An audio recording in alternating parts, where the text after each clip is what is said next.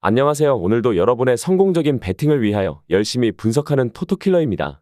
100%의 적중률이 아니더라도 수익 실현할 수 있게끔 도와드리겠습니다. 저는 여러분들이 유튜브를 시청하면서 무엇을 가장 불편하실지 고민을 많이 해보았습니다. 픽 준다며 가족방으로 입장시키고 픽은 안 주고 가입만 권유하는 걸 보고 시작하였습니다. 저는 가입 권유 일절 없으며 모두가 배팅하는데 필요한 자료를 무료로 배포해드리니 구독과 좋아요만 부탁드립니다. 감사합니다. 첫 번째 경기는 본머스 대 루턴타운입니다. 먼저 홈팀 본머스는 잉글랜드 1부 14위에 위치해 있는 팀입니다. 상승세가 아주 훌륭합니다. 강한 전방 압박이 상당히 잘 들어가 재미를 보는 양상인데 5경기 무패를 기록하는 동안 만난 상대들도 쉽지만은 않은 상대들이었습니다. 홈에서 아스톤 빌라를 상대로 2대2 무승부를 만들어냈습니다.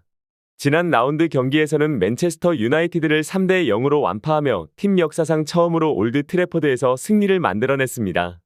뉴캐슬, 맨유, 아스톤 빌라도 이에 대해 잘 대응을 하지 못하면서 2승 1무를 본머스에게 헌납하는 모습을 보여주었습니다. 더욱 인상적인 부분은 무패를 기록한 6경기에서 매 경기 2골 이상의 멀티골을 기록했고 본머스도 수비에서는 만족스러운 모습을 보여주고 있지 못하고 있습니다. 하지만 상대적으로 수비가 약한 루턴타운을 상대로 다시 한번 멀티골과 승리에 도전합니다. 이 양상에서는 전방 압박이 풀리게 되면 수비적인 측면에서 부진한 모습을 보이는 약점이 있기는 하지만 루턴타운의 온더볼 상황이나 미드필더진의 질이 저하되는 편이라서 그다지 큰 위협으로 다가오지는 않을 것으로 보입니다. 다음 원정팀 루턴타운은 잉글랜드 1부 18위에 위치해 있는 팀입니다. 맨시티, 맨유, 아스날을 상대로 단 한 골 차이의 패배를 기록하는 등 가진 전력에 비해서 괜찮은 페이스를 보여준다고 할 수 있을 것입니다. 아스널을 상대로는 무려 3골을 뽑아내며 득점력을 과시했지만 후반 추가 시간 7분 역전골을 내주며 통한의 패배를 기록했습니다. 이어진 맨체스터 시티와의 경기에서도 선제골을 넣었지만 2골을 내주며 패했고 2경기 모두 한 골 차 승부였지만 아쉽게도 승점을 챙기지 못했습니다. 다만 루턴이 의외의 저력을 보여주는 것은 홈 경기에서만 그런 것입니다. 실제로 아스날, 맨시티전은 홈에서 이루어진 경기이기도 했습니다. 본머스의 뒷공간을 빠르게 노리거나 아데바요의 피지컬 운영이 유력한데 본머스의 화력과 강력한 압박을 견뎌내는 것에 상당한 어려움이 따를 수도 있겠습니다. 결론부터 말하자면 일단 본머스의 화력을 화끈하게 투사하는 식의 전방 압박 위주 운영이 상당히 재미를 보고 있는 상황입니다. 이를 감안하면 루턴타운이 수비적으로 부진한 모습을 보여도 아주 이상하지는 않은 상태입니다. 그나마 홈에서는 루턴타운이 제법 저력을 보여주기도 하는데 원정에서는 그런 면모가 잘 보이지는 않습니다. 추천픽은 오바입니다. 두 번째 경기는 벌리 대 에버튼입니다. 먼저 홈팀 벌리는 잉글랜드 1부 19위에 위치해 있는 팀입니다. 벌리는 최근 분위기가 좋지 않습니다. 6연패를 기록하다가 셰필드전 5대0 대승을 거두고 이후 또 울버햄튼에게 패배하고 가장 최근 리그 경기였던 브라이튼과의 원정 경기에서는 무승부를 기록했습니다. 다만 높은 라인을 구축했던 시기에도 그다지 좋지 않았던 공격력이 포메이션을 바꾼다고 해서 극적으로 긍정적인 변화가 생기기는 무리가 따르는 것이 사실입니다. 그나마 지공 성향으로 나름 높은 위치에서의 전개를 하려고 하는데 오히려 직선적인 에버튼의 역습에 당해버리는 것이 아닌가 걱정되는 것도 사실입니다.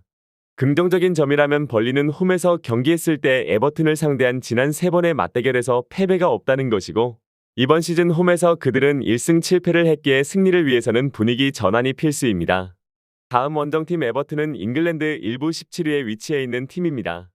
17위에 위치해 있지만 사실 10점의 승점 징계가 존재하지 않았다면 첼시 바로 위에 11위를 차지하는 순위의 팀이라 할 수 있습니다.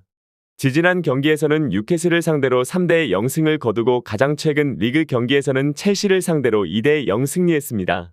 이러한 좋은 흐름을 이어가고 강등권과의 격차는 더욱 벌리고 싶을 에버튼일 것이고 현재 페이스만 보면 자신들이 가진 힘으로 징계를 이겨낼 수 있는 양상입니다.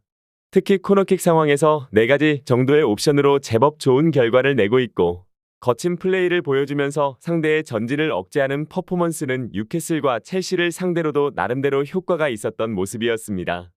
걱정되는 점이라면 위에도 언급했듯 에버튼은 벌리 원정에서의 성적이 그렇게 좋지 못합니다. 지난 3번의 벌리 원정에서 모두 승리하지 못했지만 이번 시즌 벌리가 홈에서의 경기력이 그다지 좋지 않기 때문에 이번 기회에 승리를 거두고 좋지 않은 기록을 끊고 싶을 에버튼입니다. 결론부터 말하자면 일단 에버튼의 세트피스 전술은 이제는 주요 옵션으로 평가를 해줄 수 있을 것으로 보이고 지공 성향의 벌리를 섬세한 라인 간격으로 억제하는 것도 나름대로 기대를 가질 수 있을 것입니다. 벌리가 보유하고 있는 성향을 생각하면 상대의 진영에서 머무르는 것이 오히려 에버튼의 역습 실마리가 될 수도 있습니다. 추천픽은 에버튼의 승리입니다. 세 번째 경기는 라이프치히 대 호펜하임입니다. 먼저 홈팀 라이프치히는 공식 경기 3연승에 성공했습니다. 챔피언스리그 조별리그 6차전에서 로테이션을 돌리며 주전들을 아끼고 주말 경기에 돌입합니다. 시즌 성적 9승 2무 3패로 리그 4위입니다. 첫 번째 포인트는 로테이션을 성공했습니다. 지난 경기에서 로테이션을 돌렸고 16강 진출을 확정지은 상태에서 조별리그 6차전에 돌입했으니 로제 감독은 당연히 로테이션을 선택했습니다. 카르발류, 세이발트, 렌츠 등 주전이 아닌 선수들이 모조리 선발로 출전하면서 라이프치히의 주전들이 체력을 아꼈습니다. 일부 선수들은 아예 명단에서 제외되며 제대로 쉬었고 10월 A매치 휴식기 이후부터 압박이 강한 팀들을 만나면 고전했던 라이프치히는 오랜만에 선수들이 많이 뛰어도 문제가 없는 상황입니다. 두 번째 포인트는 안방에서 무패를 기록 중입니다. 라이프치히는 이번 시즌 홈에서 패배가 없으며 리그에서 홈 7경기에서 5승 2무를 기록 중입니다. 챔피언스리그에서 맨시티 상대로 홈에서 패했을 뿐 나머지 경기는 모두 승점을 가져왔고 특히 득, 실 비율이 환상적입니다. 7경기에서 21골을 넣었고 5실점을 허용했습니다.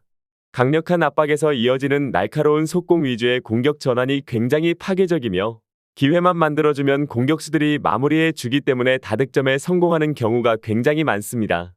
다음 원정팀 호펜하임은 보훔을 3대1로 꺾으며 리그 5경기 만에 승리했고 윙백들이 복귀하면서 호펜하의 강력한 3백 전술이 부활했습니다. 이번 시즌 원정에서 5승 1무 1패로 원정 기준 리그 3위에 위치하고 있고 현재 리그 6위를 기록 중입니다. 첫 번째 포인트는 공격진의 비상입니다. 호펜하임의 주전 공격수는 베이어와 베호르스트인데 베호르스트는 부상, 베이어는 독감으로 결장이 유력합니다. 크라마리치라는 뛰어난 공격수를 보유하고 있지만 베이어와 베호르스트는 정통 공격수들입니다. 그들을 대신할 수 있는 베리샤는 시즌 아웃, 베부도 무릎 부상으로 출전이 어려운 상황입니다. 공격수가 없는 상황이고 설상가상 질병 이슈로 최악의 경우 10명이 넘는 선수가 빠질 수 있는 상황입니다. 두 번째 포인트는 중원까지 흔들리고 있습니다. 어쩌면 공격진보다 더 큰 문제는 중원일지도 모르며 마타라쪼 감독은 안톤 슈타흐, 플로리안 그릴리치의 상태를 물음표라고 전했습니다. 그리고 사마세쿠가와 가이거는 현재 부상이고 공격진과 마찬가지로 최악의 상황입니다. 프레메를 제외하고 주전 미드필더 전원 결장할 수 있고 지난번과 다른 상황이며 측면이 건재하고 중원이 무너질 수 있습니다. 라인업이 공개되어야 정확한 상태를 진단할 수 있겠지만 마타라쪼 감독은 공식적으로 5명의 중앙 미드필더에 대해 결장 가능성이 있다고 발표했습니다. 어쩌면 공격진보다 더 큰 문제는 중원일지도 모릅니다. 결론부터 말하자면 요즘 호펜하임의 훈련장에서 많은 이슈가 발생합니다. 근처에 병원이 없는 것일까도 싶고 매번 선수들이 몸살 때문에 빠지고 라인업에 복귀한 선수들이 곧바로 부상이 재발하는 등 의료팀에 대한 신뢰가 추락했습니다. 이번 시즌 원정 경기는 호펜하임의 무대였지만 선수단 이슈가 너무 많아서 선택지가 하나밖에 없습니다. 추천픽은 라이프치히의 승리입니다. 마지막 경기는 발렌시아 대 바르셀로나입니다.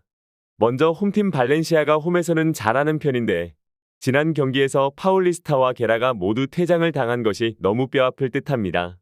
발렌시아는 지난 주말 떠난 헤타페 원정에서 무기력한 경기력으로 0대1 패배를 당했고 최근 리그 4경기에서 1무 3패를 기록하며 부진에 빠져있는 발렌시아는 승점 19점으로 11위에 머물러 있습니다. 발렌시아는 이날 뒤로 페랄레스와 로페스 노게로를 최전방에 두고 헤타페의 수비를 공략했고 접전이던 전반이 끝나고 50분에 파울리스타가 경고 누적으로 퇴장당하자 경기 진행이 헤타페 쪽으로 기울었습니다. 일단 측면에서 활로를 열어줄 가야도 없는 상황에서 중앙에서 역할을 해야 하는 선수도 사라진 것입니다.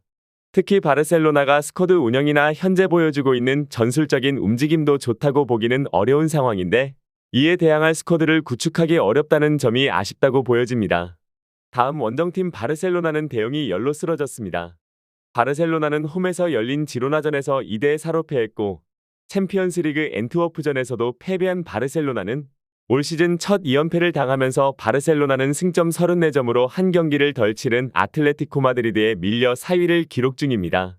부상에서 복귀한 이후로 계속 무리하면서 체력적으로 지친 모습을 보여주기도 했는데 결국 탈이 나버린 것으로 보입니다. 그 자리에 서야 하는 로메오는 지난 경기에서 실책 2개로 챔스 마지막 경기와 엘클라시코를 망치는 원흉이 되었습니다. 그래도 선수들 개인의 클래스로 원더골을 넣는 것으로 어떻게든 화력을 유지하고 있기는 한데 수비 상황에서의 안정감을 아주 신뢰하기는 어려울 수도 있습니다. 결론부터 말하자면 발렌시아의 스쿼드가 바르셀로나를 상대하기에는 아직은 부족할 듯하지만 바르셀로나도 무지성 압박과 대형의 이탈 등 어려운 점이 없지는 않은 상황입니다. 추천픽은 오바를 추천드립니다. 전체적으로 추천은 드리지만 조합픽을 원하신다면 구독과 좋아요 눌러주시면 감사합니다. 베팅하시는데 도움이 되셨다면 구독과 좋아요 부탁드립니다. 영상 시청해주셔서 감사합니다.